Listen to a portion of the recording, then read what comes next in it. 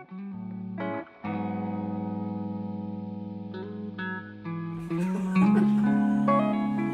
Randy. There's Randy.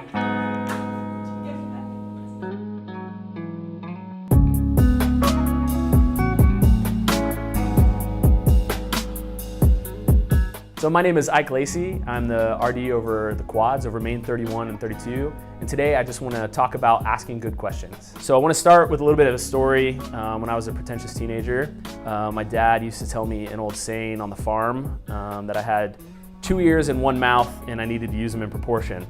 What he was telling me was to shut up, but what I learned over time was that the thing to take away from that was that I got 2 ears and 1 mouth and I should be listening twice as much as I talk.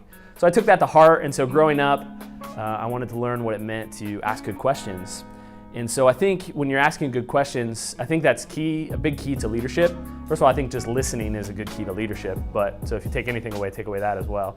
But I think that one of the major keys to asking good questions is there's 2 key components. The first thing is asking open-ended questions.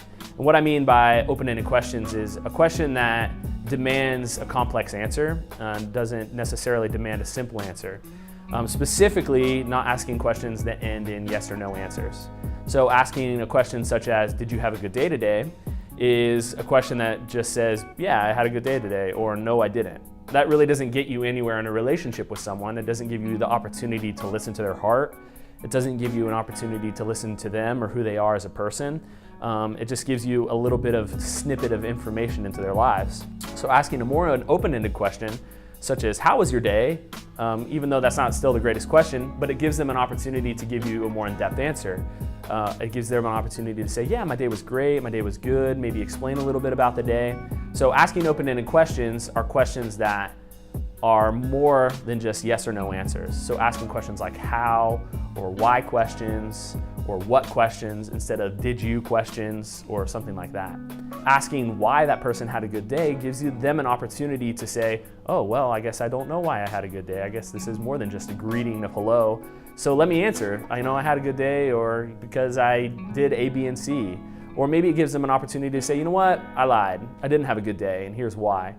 Lastly, I think that as leaders, we can leverage asking good questions for a reason. We can leverage them to allow people to self-realize and not just to get information from them, but as a teaching tool and as a coaching tool and something that you can use in accountabilities.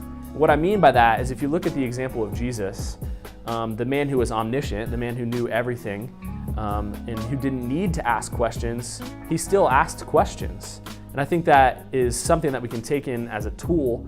When he asked questions and he knew the answer, he was giving us an opportunity to answer those questions so that we could self-realize the answer. When you're asking good questions, I think as leaders, not telling the person the answer and asking them a question so that they figure out the answer is a better leadership tool sometimes than just telling someone the answer. Allow them to figure out an answer. And you can be a much, much better leader. You can be a much, much better communicator. And it gives you the opportunity to listen. And I think you'll be surprised when you ask good questions. People will give you more in-depth, more detailed, and better answers than you could have just given them if you would have told them what you thought the answer was. So just to recap, asking good questions is a tool that you can use as a leader. It's a tool that you can use in ministry. It's a tool that you can use as a professional to help people come up with action plans. But what that looks like is asking intentional questions and asking open-ended questions. Be premeditative about your questions, have a reason for asking them, but also ask questions that make people think. Ask questions that don't demand simple answers, but demand complex answers. So that's all I got today. Thanks.